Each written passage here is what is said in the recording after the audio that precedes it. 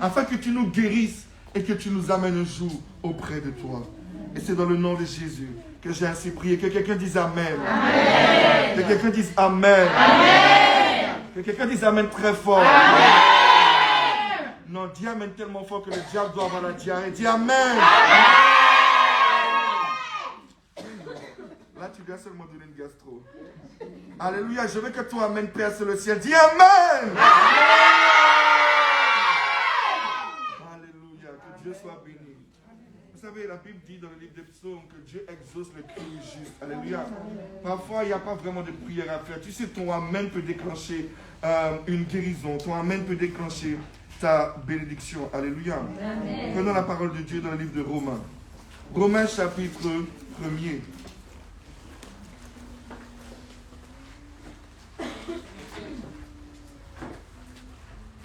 Romains chapitre 1er, à partir du verset 28.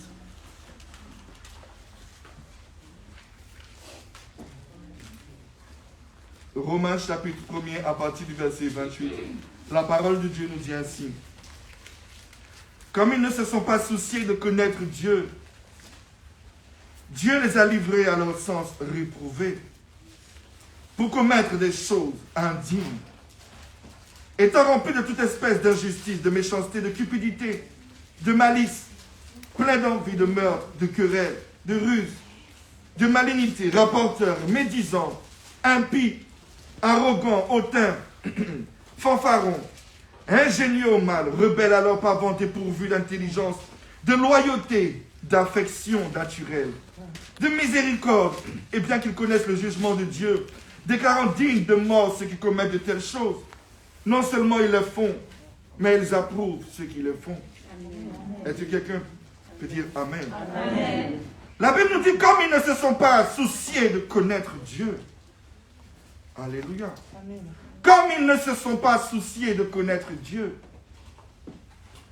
Beaucoup de personnes s'en foutent royalement de Dieu. Alléluia. Amen. Beaucoup même de chrétiens ne se soucient pas de Dieu, mais se soucient simplement de leur personne. Amen. Beaucoup de personnes viennent dans les églises pour un intérêt, un but, une solution, un mariage. Amen. Mais connaître Dieu, ça ne les intéresse pas. Amen. Alors que la parole de Dieu est claire. La Bible dit, la vie éternelle, c'est de connaître Dieu. Amen. Alléluia. La vie éternelle, c'est de connaître Dieu. Amen.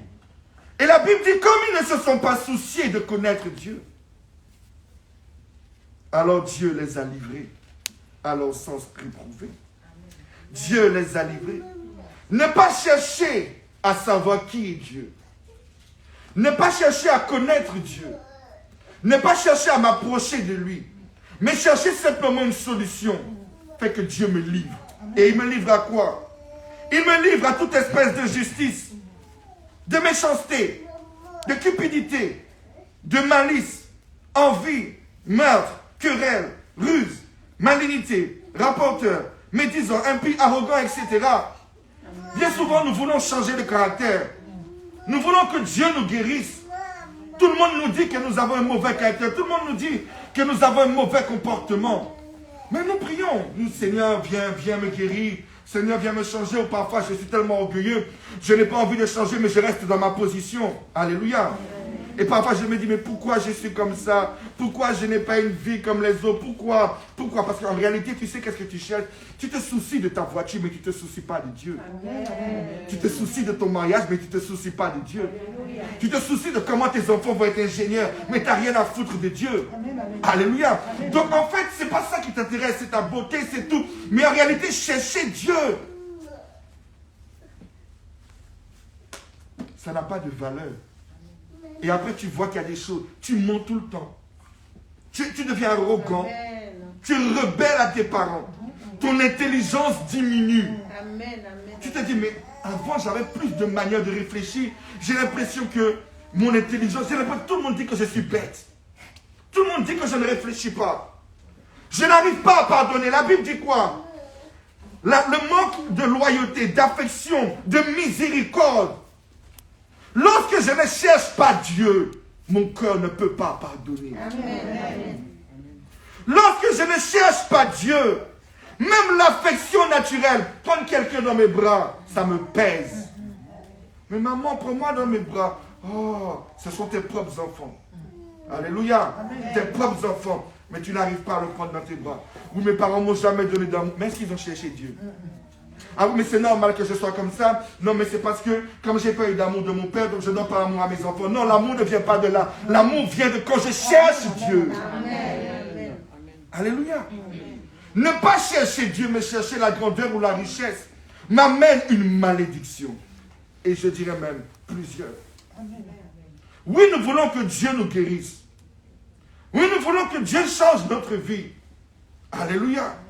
Mais la base de la guérison ou du changement de ma maison est que je dois chercher Dieu. Amen. Et je dois le trouver. La Bible dit, ils ne se sont pas souciés de connaître Dieu. Lorsque nous aimons quelqu'un, nous cherchons à savoir ce qui lui plaît et ce qui ne lui plaît pas. Amen. Est-ce que quelqu'un peut dire Amen? Amen. Alléluia. Qui a déjà été en couple ou qui a déjà aimé quelqu'un? Alléluia. Quand tu aimes quelqu'un, alléluia, tu cherches à savoir ce qui lui plaît. Amen. Chérie, qu'est-ce que tu aimes? Qu'est-ce que tu as envie de manger? Vous les femmes là, quand tu as épousé un homme ou que tu es avec un homme, chérie, tu as envie de manger quoi ce soir? Alléluia. Pour qu'il n'aille pas manger chez sa maman. Alléluia. Pour qu'il ne soit pas tous les jours chez ta belle-mère. Ce qui va t'énerver, même si que tu joues à la chrétienne tous les jours. Tu as envie que le monsieur soit à côté de toi. Alléluia. Donc tu n'as pas envie non plus qu'il aille chez la rivale. Tu n'as pas envie qu'il aille chez l'ex. Donc tu vas chercher à connaître ce qu'il aime manger. Alléluia. Et tu vas lui faire le... Même si c'est compliqué, que c'est un repas qui dure 5 heures de temps à faire, tu fais. Tu te soucies de le connaître pour le garder auprès de toi. Alléluia. Mais quand c'est Dieu, nous prenons Dieu comme un objet, comme quelque chose. C'est à lui de me sauver. C'est à lui de me délivrer. C'est à lui de me guérir. Alléluia. Pourquoi tu ne dis pas la même chose pour ton homme? Il est homme, c'est à lui de rester. Pourquoi tu fais des efforts? Pourquoi tu mets une nuisette? Pourquoi tu mets des cheveux? Pourquoi tu te maquilles? Pourquoi tu fais un effort de connaître ce qui lui plaît pour t'améliorer dans ce qui lui plaît parce que tu veux le garder? Mais quand c'est pour Dieu, tu ne cherches pas à comment garder Dieu avec toi. Parce que tu te dis de toute façon il est Dieu. C'est à lui de faire. Non, la Bible dit, ceux qui ne se sont pas souciés de le connaître, qu'est-ce qui va garder Dieu près de moi? Qu'est-ce qui peut éloigner Dieu de moi? Qu'est-ce qui va faire que Dieu va me guérir? Pourquoi ai-je un manque de miséricorde? Pourquoi je n'arrive pas à prendre les gens dans mes bras? Parce que tu ne cherches pas à savoir ce que Dieu pense de toi, ce que Dieu a envie de faire pour toi. Dieu est une personne. Nous avons été faits à son image. Vous comprenez ce que j'ai dit? Amen. Quand nous regardons, quand nous lisons la Bible, nous voyons que Dieu est pourvu d'émotions et de sentiments. Nous avons été faits à son image et à sa ressemblance. Ça veut dire que ce que tu ressens, Dieu peut le ressentir. La déception. Christ, Dieu a ressenti la déception. Il a dit, je regrette d'avoir créé l'homme. Dieu a des sentiments et des émotions. Amen. Dieu a dit pour Abraham, vais-je cacher à Abraham quelque chose? Après tout, il est capable de tout pour moi. Dieu a des sentiments. Il cherchait un ami à qui parler. De la même manière que toi, tu cherches un ami. Amen. Est-ce que quelqu'un peut dire Amen? Amen. Dieu a des sentiments. Jésus même a dit, vous êtes mes amis. Jésus même l'a dit, vous êtes mes amis si vous faites ce que je vous commande. Amen. Donc nous voyons que notre Dieu a un cœur. Il a envie que quelqu'un vienne pour le connaître. Est-ce que quelqu'un peut dire Amen? Amen. Alléluia. Amen, amen. Dieu ne fait pas de préférence, mais Dieu a une manière de fonctionner et ça s'appelle la faveur. Amen. Alléluia. Amen. Pourquoi Dieu a-t-il frappé Saül et Dieu n'a-t-il pas frappé David? A-t-il fait de la préférence? Non. Mais David a su combler son cœur. Pourquoi Jésus, on dit que Jean, alléluia, était le disciple que Jésus aimait? Pourquoi on ne dit pas que c'était Marc? Parce que Jean faisait tout pour s'approcher de Jésus. On dit que Jean mettait sa poitrine sur lui. Notre Dieu cherche à ce qu'on puisse le connaître, parlementer avec lui. Mais en réalité, on s'en fout de ça. Je ne cherche pas à savoir qui est Dieu. Pourtant, la Bible dit que c'est celui qui entendra le son de la trompette. Tu n'as jamais entendu la voix de Dieu, tu vas entendre le son de la trompette. Amen. Le son de la trompette, c'est pas comme tout à l'heure, on a pris les instruments, on a joué, non. Le son de la trompette est un son spirituel qui va tonner.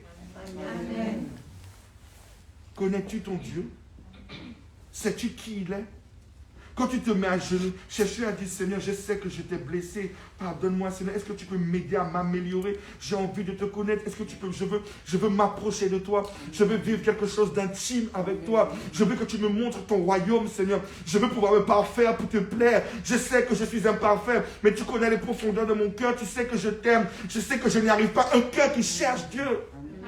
C'est comme si tu dis à ton époux, je sais chérie que je ne suis pas à la hauteur, mais je veux m'améliorer. Je te demande encore de m'excuser. Prions, on va y arriver ensemble. C'est ce que Dieu cherche. Amen. Ils ne se sont pas souciés de le connaître. Et il y a combien de calamités dans la vie de ceux qui ne cherchent pas Dieu? Parfois nous recherchons l'origine de notre idiotie, l'origine de notre méchanceté, l'origine de notre manque d'affection, l'origine de notre arrogance.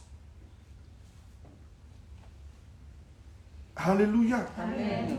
Alléluia. Amen. Parfois, il ne suffit pas de chasser un démon. Parce que la Bible est claire. Je chasse un démon, il y a 7 autres qui viennent, donc il y en a 8. Et je vais toujours chasser, ma vie va toujours s'empirer. Parce que la réalité de la chose, c'est qu'il y a une clé que je dois posséder. Si je veux réellement changer de vie, si je veux vraiment que ma vie change, ce n'est pas un homme que je dois chercher, mais Dieu. Amen. Amen. Le problème avec nous les chrétiens, c'est que malgré que l'évangile est prêché, nous sommes convaincus que c'est quand nous serons mariés que nous sommes heureux. Nous sommes convaincus que c'est quand nous aurons un homme ou une femme que nous serons heureux.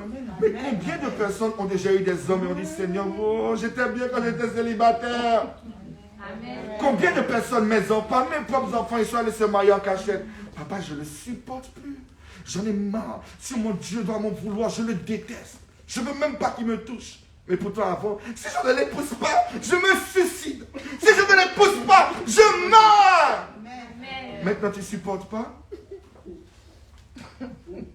Amen. Le kiki, c'est pas du sirop de guérison, c'est pas un Doliprane. Hein? Alléluia. Amen. Le sexe, c'est pas un Doliprane. C'est ça que vous ne comprenez pas. Quand tu prends un Doliprane, ça enlève la douleur. Mais ne pense pas que comme maintenant tu vas faire toutes les phases du Kama Sutra, que tu seras guéri. Amen. Quand tu auras fini de goûter toutes les sortes, tu vas pleurer après, parce que tu vas comprendre que ton âme est toujours malheureuse. Amen. Alléluia. C'est là qu'elle va commencer à te dire, ah mais oui, mais Eric était mieux que toi, là tu vas être brisé. Oh papa, sauve-moi. Oh papa, je dis que 2 minutes, je ne sais pas quoi faire. Il dit, mais tu ne voulais pas te marier. Tu n'as pas demandé à Dieu de te guérir. Tu penses que Dieu, avant que tu te maries, ça ne veut pas, il ne connaissait pas ton défaut. Dieu voulait te guérir. Mais tu n'as pas voulu écouter. Tu ne te cherchais pas à associer Dieu. Maintenant tu pleures que tu dures 2 minutes. Dure 2 minutes. Et maintenant pleure sur ton cas. Amen. Et quand toi il va durer 2 minutes, ah papa c'est ça le mariage. Non, tu es épousé devant Dieu, il n'y a plus de divorce. Garde tes 2 minutes. Amen. Et va pleurer maintenant. Amen. On vient devant Dieu, on cherche Dieu, Dieu nous guérit. Amen. Dieu guérit celui que tu dois épouser. Amen. On ne le cherche pas, on ne se soucie pas. Et puis on est là, oui. Et puis après tu pleures. Quand j'aurai un enfant, je te dis, c'est ça le problème des gens. Une fois que tu es marié, quand je serai marié, oui, j'aurai le bonheur. Quand tu es marié, tu vas être triste. Après, quand j'aurai un enfant, c'est là. Quand tu veux un enfant, tu en as marre. Oh. Tous les jours, il pleure, il crie. Oh. Non. Mais quand je serai propriétaire, quand tu es propriétaire, mais j'en ai marre. Pourquoi je suis propriétaire? Avec les impôts, j'en ai marre. Après, comme maintenant, mais c'est pas grave. Quand je vais construire au village, après, non, il y a ton sorcellerie au village, j'en ai marre. En fait, c'est tout le temps comme ça. Il y a toujours un problème. Parce qu'en réalité, le bonheur ne viendra pas de la grandeur de la maison, ou de la grandeur du foyer, ou de la grandeur du salaire. Le bonheur viendra quand on va chercher ce Dieu-là. Alléluia. Le bonheur viendra quand on va chercher ce Jésus-là. Parce qu'après, quand tu es un enfant, maman, tu as mis une fille au monde. Maman, j'aime une fille. Tu dis quoi quand tu connais la loi? Voilà que ton cœur ne sait plus quoi faire. Amen. Tu as mis un fils au monde, il te dit, papa, j'aime Matthieu. Toi, tu connais la vérité, tu connais la Bible, car il est écrit. Et bien qu'ils connaissent le jugement de Dieu des 40 de mort, ceux qui commettent de telles choses, non seulement ils le font, mais ils approuvent. Tu fais quoi? Là, tu te réalises que ce que tu pensais être ton bonheur devient un tourment. Amen. Quelqu'un entend ce que je dis? Amen. Voilà pourquoi on doit chercher Dieu. Parce que c'est Dieu qui guérit. Amen. Quand tu vas chercher Dieu, même si puisque le monde dans lequel nous sommes en train de grandir n'a rien à voir avec le monde d'hier. Aujourd'hui, la génération qui est en train de naître est en train de naître dans ces choses-là. Le monde n'a tellement pas cherché Dieu que le monde est rempli de ses vices. La nouvelle génération et les enfants que vous êtes en train de mettre au monde naissent dans ces choses. C'est pour ça que Jésus a dit, malheur à vous les femmes qui allez accoucher dans ces derniers temps. Vous êtes en train de pleurer sur mon cas, mais pleurez sur vos enfants qui vont naître dans les derniers temps. Parce que la génération qui arrive ne cherche pas Dieu. Donc il y a toutes ces malédictions-là. Ils naissent dedans. Depuis 2 ans, on leur apprend à l'école ces choses. Tu vas leur dire quoi? Amen. Si on ne cherche pas Dieu pour que Dieu guérisse nos vies et que Dieu guérisse nos foyers, on va s'en sortir comment? Lorsque nous savons que la Bible c'est la vérité et que ces choses amènent en enfer, comment allons-nous réussir? Ceux qui donnaient le bonheur hier ne donnent plus le bonheur aujourd'hui. Ne l'oubliez pas. Oui, mais moi, mes grands-parents sont restés heureux sans Dieu. Ça, c'était hier. La Bible, je vous ai enseigné, de génération en génération, les puissances des ténèbres augmentent. Le combat que Paul a eu, ce n'est pas le combat que nous, le combat que Jésus lui-même a eu. Notre combat sera plus grand. Si nous ne cherchons pas Dieu, ton foyer ne tiendra pas. Parce que tu vas faire un foyer sous la malédiction de la malice, le manque d'affection, manque de miséricorde. Tu veux bâtir un foyer sans un cœur de pardon? Ah ben, tu as déjà échoué. Parce que tu n'épouses pas un esprit, tu épouses un homme qui a des défauts. Ou tu épouses une femme qui a des défauts. Un foyer sans miséricorde ne tient pas. Un foyer sans pardon ne tient pas. Un foyer sans Dieu ne tient pas. Parce qu'il y a plus belle que toi. Ou il y a plus beau que toi.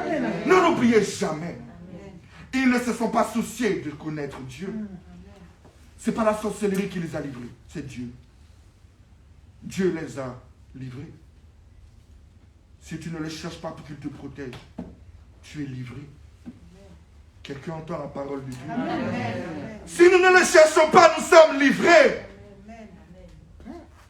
Si nous ne les cherchons pas, même si que la Bible dit qu'il n'y a pas de condamnation, nous sommes condamnés. Nous devons le chercher. C'est dans tes faiblesses et dans ces défauts-là que tu te dis, Seigneur, je viens te chercher. C'est dans les ténèbres dans lesquelles tu es. Là, on va partir en 15 jours de jeûne. C'est là que dans le jeûne, tu te débats jusqu'à ce que tu dois le trouver. Amen. Mais tu ne dois pas te dire, je vais rester comme ça. Et tu vas mettre un enfant au monde dans ça. Alléluia. Amen. Vous savez, il y a une chose que je me dis, on devrait ne pas être égoïste. Tu as envie que ton enfant puisse vivre les mêmes combats que toi? Et puis, les mêmes douleurs que tu as traversées, tu veux que ton enfant le vive? Aucun être censé n'a envie que sa progéniture ne puisse vivre les mêmes difficultés que lui. Personne. Alors cherchons Dieu. Cherchons Dieu pour que la génération future puisse la voir. Parce que regardez déjà l'état dans lequel le monde est. Le monde, que vous le vouliez ou pas, est perdu. Le monde est perdu. En fait, je suis resté devant Dieu et j'ai analysé. Au début, les gens se plaignaient simplement de l'homosexualité, de ce qu'un homme est avec un homme. Aujourd'hui, ça a déjà dit. On n'est même plus dans le stade de ça. Aujourd'hui, les hommes deviennent simplement femmes, carrément. Et ça devient logique et normal. Amen. Demain, ça va être quoi? On va devenir chien. Et ça va paraître logique et normal. Et c'est ça, c'est dans ça que nos enfants naissent. C'est ça que vous ne comprenez pas. Donc ils vont naître dans le mensonge, dans quelque chose que pour le monde c'est normal. Et tu vas leur dire quoi? Que non, maman, à l'école on nous a dit c'est normal d'être avec un chien. C'est la liberté que le monde prône. C'est la liberté. Nous avons combattu des choses. Alléluia. Mais eux, ils vont combattre pire. Amen. Mais si nous ne prenons pas Dieu, si nous ne prenons pas la vérité pour le inculquer, demain est perdu. Et c'est ce que Dieu me disait ce matin. C'est pour ça que j'ai dit que j'avance le temps du retour. Amen. Parce que même les élus seront perdus. Amen. Alors pour que les élus ne se perdent pas, il a avancé le temps du retour. Amen. Parce que de génération en génération, le monde devient perdu. Regardez les combats que nous menons. Les tentations que nous avons. Les luttes que nous faisons alors que nous sommes chrétiens. Vous vous êtes posé la question, qu'est-ce que la génération future va lutter? Amen. Nous devons leur laisser Dieu. Nous devons aller chercher à connaître Dieu pour laisser un héritage pour la génération qui vient. Les grands hommes de Dieu sont en train de mourir. Dieu a besoin de nous. pour donner une valeur à l'humanité. Mais si nous ne brillons pas dans les temps de la fin, nous n'allons pas chercher Dieu. Le monde est en train de mourir. Le monde est en train de mourir. Le monde est livré à quelque chose. Où sont les ambassadeurs de Dieu? Où sont ceux qui sont censés porter la lumière? Nous sommes en train de lutter avec les ténèbres. On est là comme ça en train de lutter. On sait que Jésus est là. On sait qu'il est là. Mais on est là en train de lutter.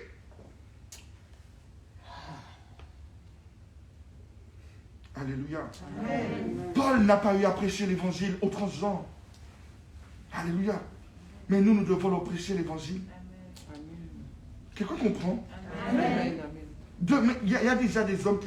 Beaucoup de personnes me disent, mais papa, lorsque Dieu l'a créé homme et qu'il est devenu femme, est-ce qu'on peut encore le sauver? Oui. Amen. On peut encore le sauver. Amen. Alléluia. Amen. Mais Paul n'a pas à lutter contre ça. Paul n'a pas lutté contre ça.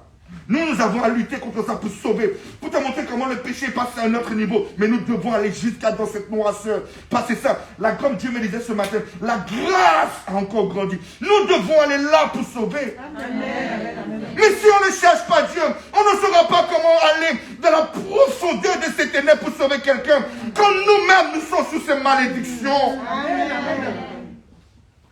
Nous devons chercher Dieu. Nous sommes malades et nous devons être guéris. Sinon le monde est perdu. Amen, amen, amen. J'ai vu des vidéos. Il y a déjà des gens qui mettent des bouches de chiens. Est-ce que vous savez, d'ici 10 ans, ce sera quoi les difficultés? Est-ce que vous savez?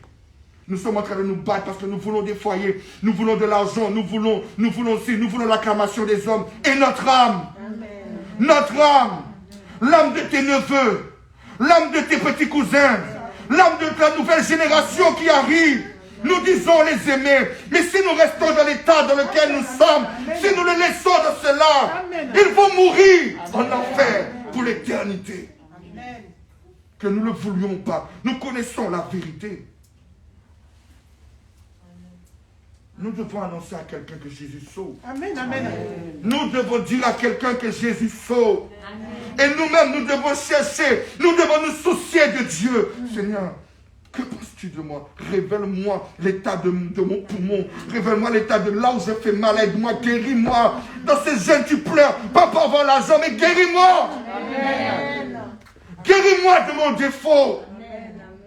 Que je puisse avoir une lumière pour pouvoir éclairer cette année 2021 qui arrive. Tout le monde s'est dit en 2019, 2020, l'année de mon mariage, l'année de la richesse, c'était l'année de la calamité. Il n'y a jamais eu autant une crise financière où tout est tombé. Les sociétés sont tombées. Les hommes sont tombés.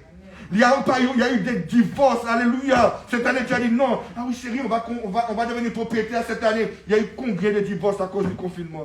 Ils ne supportaient plus les femmes, ils ne supportaient plus les maris. Alléluia. Amen. Parce qu'ils ont pensé construire sans Dieu. Cherchons Dieu.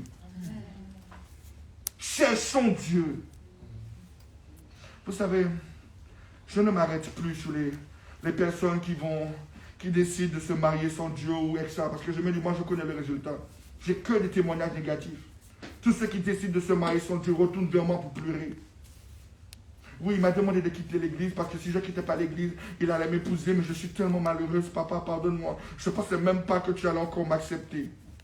Oui, je t'accepte, mais tu es déjà dans la souffrance. Amen. Oui, je te pardonne, mais tu souffres déjà. Amen. Sauf que là, tu es marié. Et je ne vais jamais te dire de divorcer. Amen. Amen. Je ne vais jamais te dire, jamais te dire de divorcer. Ah oui, mais papa, s'il me trompe. Non, Jésus a dit que Moïse a dit le divorce parce que vous avez le cœur méchant. Même s'il te trompe, tu pardonnes. Amen. Fallait réfléchir à ça avant. Amen. Alléluia. Amen. Jésus a dit tu pardonnes. Moïse a dit le divorce à cause de la méchanceté de vos cœurs. Combien de fois toi t'as trompé Dieu, Dieu t'a pardonné? Ça t'a fait mal, hein, quand il t'a trompé. Mais ça fait mal aussi à Dieu 20 fois. Amen. Maintenant, va devant Dieu pour que Dieu t'aide. Ça te rappelle que tu épouses un homme, pas un esprit. Tu épouses une femme, pas un esprit. Ça paraît dur ce que j'ai dit.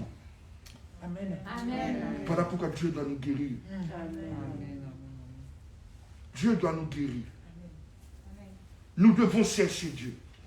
Ne faisons pas ces 15 jours de jeûne où Dieu nous demande de venir devant lui et nous sommes là en train de jouer avec le diable. Pleurons. pleurons sur nos sorts. Frappons nos pas, tu dis, Seigneur, je ne suis pas à la hauteur même de l'appel que tu as mis sur ma vie. Mais guéris-moi. Guéris-moi. Le monde est en train de partir dans, pardonnez-moi de ce que je vais dire, dans la merde, Seigneur, s'il te plaît, aide-moi. Que demain, je ne vienne pas devant toi et que tu me regardes en dégoût de ce que j'ai rien fait pour Dieu sur la terre. Je n'ai même pas été capable de sauver ma famille.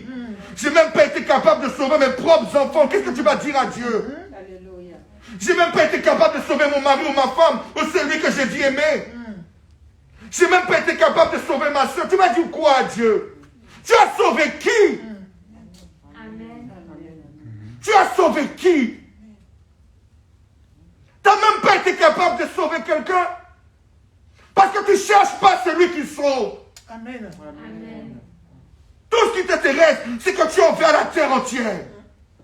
Ou tu veux quelque chose de fini. Mais Jésus arrive. Qu'allons-nous présenter à notre Dieu? Quel est le fruit que tu as récolté pendant le pèlerinage? Que tu vas dire à ton père, papa, tu m'as envoyé sur la terre. Voilà ce que j'ai fait. Amen. Amen. Amen. Tu vas dire quoi? Non, Seigneur, j'étais tellement faible. Heureusement, il y avait le sang. Il va te dire, oui, tu as fait quoi? Tu as sauvé qui? On donne ce qu'on a reçu. Si tu as reçu le salut, à qui l'as-tu communiqué? Qui as-tu sauvé? As-tu redonné l'espoir à quelqu'un? As-tu donné de l'amour à quelqu'un? Qu'as-tu fait sur la terre? Non, je me suis caché derrière la grâce. Va en enfer. Parce que j'ai dit que la grâce est trompeuse. Amen. Quelqu'un entend la parole de Dieu? Amen. Comme ils ne se sont pas souciés de connaître Dieu, Dieu les a livrés. Dans ce jeu, nous devons pleurer pour dire, ne me livre plus. Amen. C'est exactement comme la prière de Matthieu. Et dans la prière de Matthieu, il dit ainsi, ne me livre pas à la tentation. Amen. Seigneur, ne me livre pas à la tentation, mais délivre-nous du mal. Seigneur, donne-moi à te connaître, donne-moi à te chercher. Ne me livre pas à la tentation, ne me livre pas aux défauts de ce monde. Mais guéris-moi, guéris mon mari, guéris mes enfants. Guéris, Seigneur, s'il te plaît, parce que je ne peux rien faire si ce n'est toi qui guéris. Amen.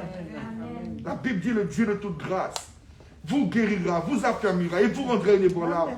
C'est dans ces moments de jeûne que tu dis à Dieu, prouve-moi que tu es Dieu, guéris-moi. Mais il faut que tu te soucies de cela. As-tu envie d'être guéri? As-tu envie d'être guéri? As-tu envie d'être guéri? C'est la question que Dieu nous pose.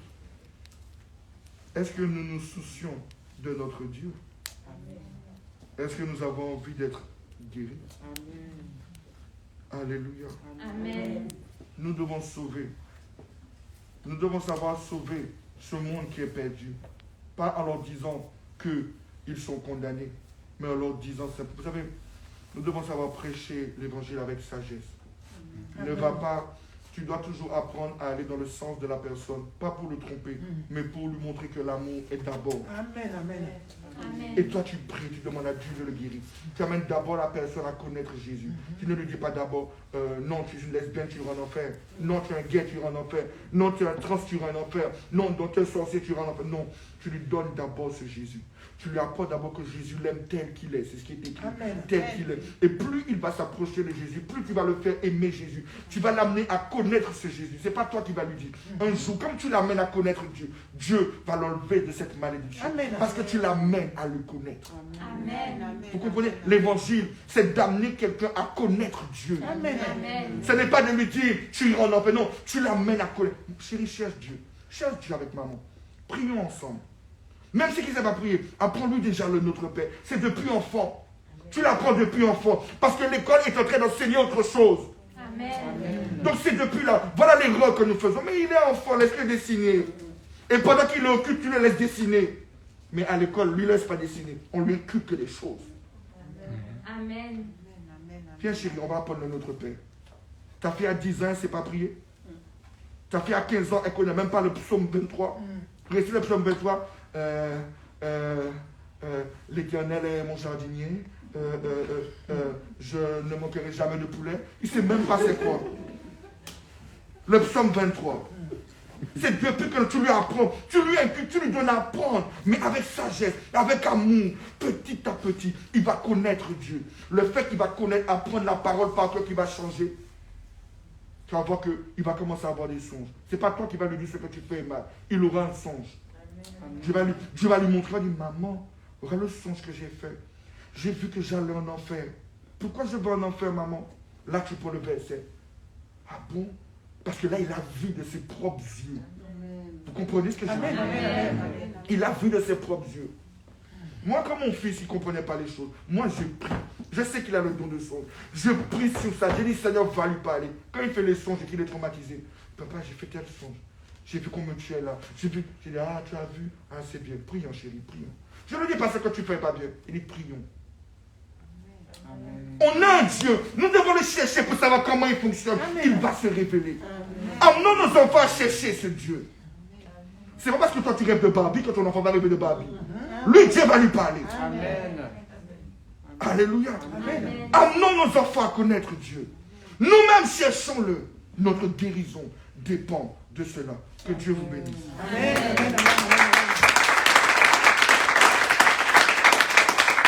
Amen.